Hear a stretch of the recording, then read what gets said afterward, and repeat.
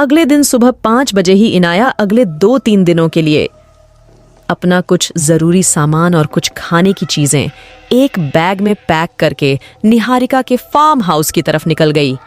सुबह जल्दी जाने की वजह यह थी कि वह मीडिया और रिपोर्ट्स की नजरों से बचकर निकलना चाहती थी।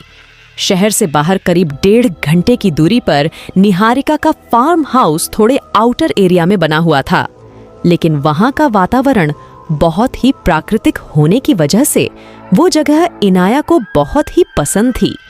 वो अक्सर वीकेंड या छुट्टियों में फ्री होने पर वहां चली जाया करती थी। कार को खुद ही ड्राइव करते हुए इनाया करीब 1.25 घंटे में निहारिका के फार्म हाउस पर जा पहुंची। फार्म हाउस पर 2 सिक्योरिटी गार्ड पहले से मौजूद थे। इनाया की कार को देखते ही उन्होंने फार्म हाउस के लोहे के बने मेन गेट को खोल दिया, जो बहुत मजबूत और ऊंचा था। निहारिका ने इस फार्म हाउस की देखभाल के लिए एक केयर टेकर रखा हुआ था, जो इसकी देखभाल करता था, क्योंकि इनाया ने किसी भी मेड और सर्वेंट के लिए मना कर दिया था। इसीलिए केयर टेकर ने छुट्टी लेकर फार्म हाउस की चाबी इनाया के फ्लैट पर ही भिजवा दी थी। इनाया ने अपनी कार को ले जाकर फार्म हाउस के गैराज में पार्क कर दिया, जो इमारत के जस्ट साइड में बना हुआ था, और चाबी लेकर फार्म हाउस में बनी हुई इमारत का दरवाजा खोलकर उसमें दाखिल हो गई। फार्म हाउस काफी पुराना था और कुछ कमरों से बनी इमारत को अपने साथ समेटे हुए काफी बड़ी जगह में बना हुआ था। फार्म हाउस काफी बड़ी जगह में फैला हुआ था, लेकिन अधिकांश जगह बड़े बड़े पेड़ों और खूबसूरत गार्डन से घिरी हुई थी, जबकि फार्म हाउस की इमारत और कमरे काफी कम जगह में ही बनाए गए थे। इसीलिए केवल एक कोने पर ही फार्म हाउस की इमारत नजर आती थी। बाकी सारी जगह हरी भरी और प्राकृतिक पेड़ों से सजी हुई थी। यही एक वजह थी जो इनाया को बार बार यहाँ खींच लाती। फार्म हाउस की इस इमारत के पास से ही सटा हुआ एक बेहद खूबसूरत गार्डन था, जिसके अंदर कुछ बड़े बड़े पेड़ लगे हुए थे। उन बड़े पेड़ों के पास ही नीचे की तरफ छोटे छोटे फूलों वाले पौधों को लगाकर एक सुंदर बगीचा तैयार किया गया था। फार्म हाउस के चारों तरफ काफी ऊंची बाउंड्री वॉल थी, जिसके ऊपर सुरक्षा के लिए कंटीले तार भी लगे हुए थे। बाउंड्री के पास लगातार पेड़ों की कतारें लगी हुई थीं, जिनकी वजह बाउंड्री वॉल भी अंदर से दिखाई नहीं देती थी। फार्म हाउस के अंदर की तरफ एक कोने की ओर इमारत बनी हुई थी, जिसमें मुख्य दरवाजे से घुसते ही एक बड़ा सा हॉल और उसी हॉल के एक कोने में एक ओपन किचन भी बना हुआ था। इस हॉल से जुड़ा हुआ एक बेडरूम और बेडरूम की साइड से ही एक गैलरी लगी हुई थी। हॉल से होते हुए गैलरी की तरफ जाने पर किसी होटल के कमरों जैसा आभास होता था। गैलरी की दोनों साइड आमने सामने एक एक रूम और सीधा सामने गैलरी के अंतिम छोर पर एक और कमरा था, जिसका दरवाजा गैलरी के बिल्कुल सीध में सामने ही था। गैलरी उस अंतिम दरवाजे पर ही खत्म होती थी। हॉल में पहुंचकर इनाया ने हॉल से जुड़े हुए बेडरूम में अपना बैग रख दिया और उसमें रखी हुई खाने की चीजें, जिनमें कुछ फल और सब्जियां भी शामिल थे, निकाल कर किचन में ले आई। किचन हॉल से जुड़ा हुआ था, या कहें कि वो हॉल का ही एक हिस्सा लगता था, जिसमें जरूरत के कुछ मसाले, नूडल्स, एक छोटा फ्रिज और एक माइक्रोवेव पहले से ही मौजूद थे। किचन से ही लगा हुआ एक कमरा था, जो ज्यादा बड़ा नहीं था और किचन के सामान के लिए स्टोर की तरह से प्रयोग किया जाता था। इनाया ने खाने के सामान को किचन में रखा और उस कमरे का मुआयना करने लगी। वैसे तो लगभग सारा कमरा खाली था और केवल एक कोने की तरफ चावलों की 3 से 4 बोरे और कुछ दालों के 10 से 12 पैकेट पड़े हुए थे। निहारिका ने उस जगह को शायद अच्छे से साफ करवा दिया था, इसीलिए धूल और गंदगी तो बिल्कुल भी थी।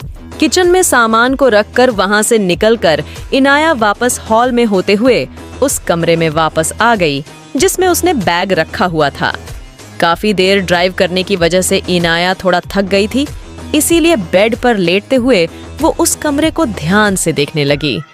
कमरा काफी बड़ा और सजावटी था, पुराने तरीके से बना हुआ था, इसीलिए इतनी सजावट और सफाई के बाद भी उसने अपना पुरानापन नहीं छोड़ा था।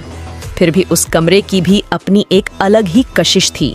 इनाया ने कुछ देर कमरे को अच्छे से निहारने के बाद अपना फोन निकाल लिया। वो सोच रही थी कि उसे निहारिका को बता देना चाहिए कि वह हाउस पहुंच गई है, लेकिन फोन निकालकर उसने देखा कि कमरे के अंदर नेटवर्क नहीं है। फोन को हाथ में ले हुए इनाया उठकर दोबारा हॉल की तरफ चली आई। हॉल में भी नेटवर्क नहीं आ रहा था।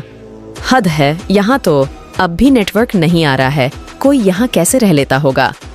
इनाया खुद से ही बड़बड़ाते हुए बोली, वैसे एक तरह से ठीक ही है जो यहाँ पर नेटवर्क नहीं है, वरना मीडिया वाले और डायरेक्टर प्रोड्यूसर फोन कर कर के परेशान करते रहते और मैं कुछ भी रिहर्स नहीं कर पाती।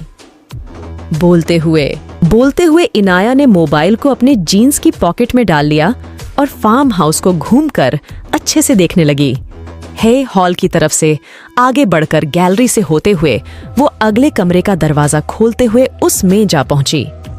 फार्म हाउस पुराना था ही, लेकिन उसके साथ लगा हुए ये कमरा भी उस जगह के पुराने होने का एहसास करा रहा था और इस एहसास को बढ़ा रही थी कमरे की दीवारों पर लगी हुई तस्वीरें, जो भी पुरानी और धुंधली हो गई थी। कमरे के अंदर कई सारी तस्वीरें और पेंटिंग्स लगी हुई थी जो पुरानी होने की वजह से अपनी चमक खोती जा रही थी। इनाया उस कमरे को एक नजर में ही अच्छी तरह से देख चुकी थी और उस कमरे में इस सब के अलावा और कुछ भी खास देखने लायक था भी नहीं। इसीलिए वापस गैलरी से चलते हुए इनाया उसके आगे वाले कमरे में जा पहुंची, जिसमें कुछ मरे हुए जानवरों की खालें सजावट के लिए टंगी हुई थी। कोने में एक टेबल पर कुछ पुरानी पीतल और ब्रांस की बनी हुई छोटे बड़े आकार की कई मूर्तियां रखी हुई थीं। उस टेबल की पिछली और अगली दीवार पर ढाल के साथ तलवार और दरवाजे के साइड वाली दीवार पर कुछ 5 भाले और ढाले टंगे हुए थे।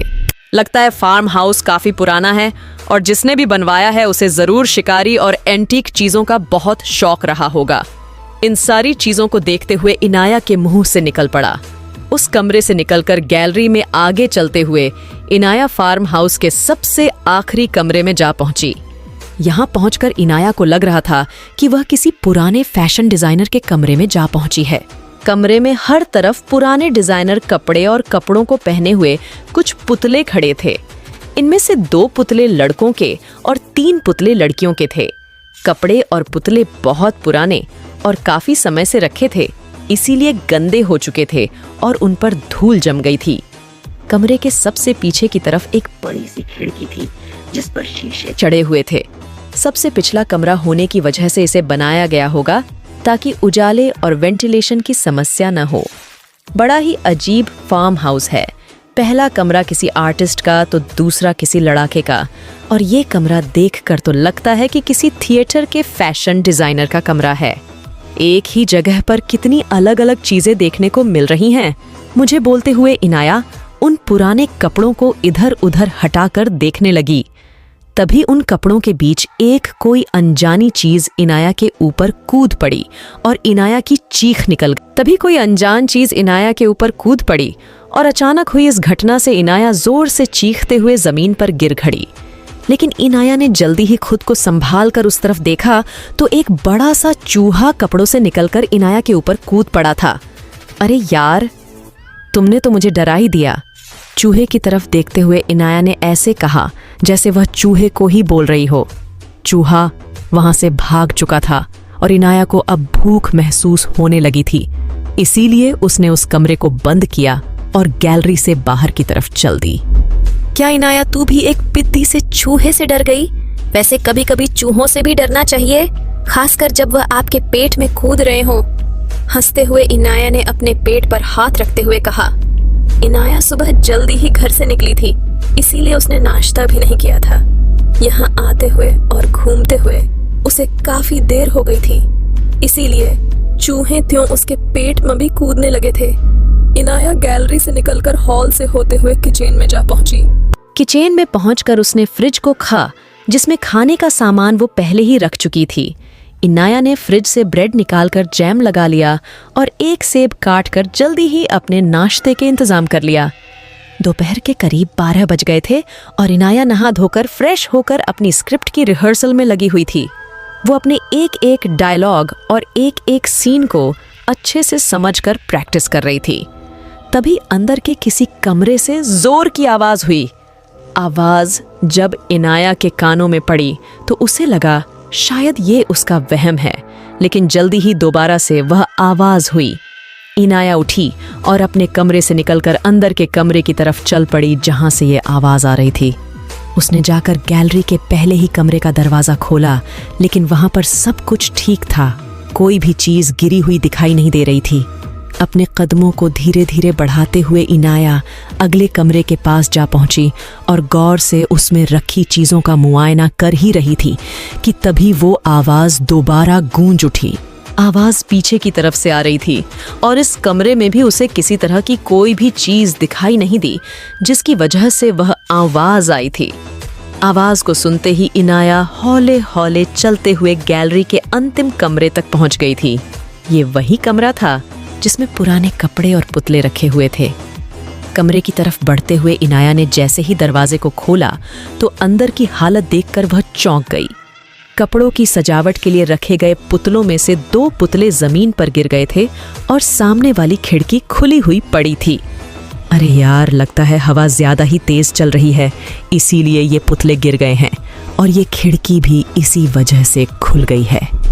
बोलते हुए इनाया ने खिड़की के पास जाकर खिड़की को बंद कर दिया और उसकी चकटनी को अच्छे से बंद कर दी। खिड़की को बंद करते समय इनाया ने बाहर की तरफ ध्यान दिया, लेकिन हवा इतनी भी तेज नहीं है कि पुतलों को गिरा दे। खिड़की तो शायद खुल भी सकती है, लेकिन पुतले कैसे गिर गए? सोचते हुए इनाया खिड़की से वापस पलटकर पुतलों की तरफ आई।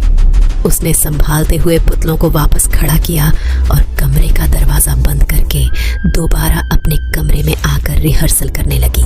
दोपहर को 1 बजे के करीब इनाया ने अपने लिए खुद ही लंच बनाकर तैयार कर लिया और खा पीकर किचन को ठीक करके वापस अपने कमरे में पहुंचकर आराम करने लगी। आराम करते करते जाने कब उसकी आंख लग गई और वह गहरी नींद सो गई। जब उसकी नींद खुली तो शाम के 4 बज चुके थे। इनाया शाम को टहलने के मकसद से हाउस के बाहर आकर गार्डन में टहलने लगी। उसने देखा कि दोनों सिक्योरिटी गार्ड बदल गए हैं। लगता है इसकी ड्यूटी चेंज हो गई है। सोचते हुए इनाया वहीं कुछ देर तक टहलती रही। कुछ देर टहलने के बाद अपने कमरे में आकर उसने अपना फोन चेक किया, लेकिन अभी भी नेटवर्क नहीं आ रहा था। इनाया फोन को लेकर बाहर गार्डन की तरफ आ गई और फोन पर देखते हुए नेटवर्क चेक करने लगी। फार्म हाउस के सबसे बाहर की तरफ जो कोना था, वहां पर एक सबसे ऊंचा पेड़ था। उसके पास पहुंचकर मोबाइल पर एक सिग्नल दिखाई देने लगा। उसने तभी निहारिका के लिए एक मैसेज टाइप कर दिया कि वह सुबह ही फार्म हाउस पहुंच गई थी। यहाँ सब कुछ अच्छा है, स्पेशली बहुत शांत माहौल है और शुक्रिया उसे यहाँ रहने देने के लिए। मैसेज सेंड हो चुका था, लेकिन अभी तक सीन नहीं हुआ था। चलो, निहारिका जब फ्री हो जाएगी इसे पढ़कर रिप्लाई कर देगी। मैं भी यहाँ कब तक खड़ी रहूंगी? बोलते हुए इनाया अपने कमर की तरफ वापस लौट आई। शाम के 6 बजे गए थे और इनाया किचन में अपने लिए कॉफी बना रही थी। कॉफी बनाकर उसे लेकर वह अपने कमरे में घुसी ही थी कि अचानक दरवाजे पर किसी की आवाज हुई। इस वक्त कौन हो सकता है? इनाया ये सोचते हुए दरवाजे की तरफ बढ़ रही थी। कौन है? इनाया ने अंदर से ही आवाज देते हुए कहा।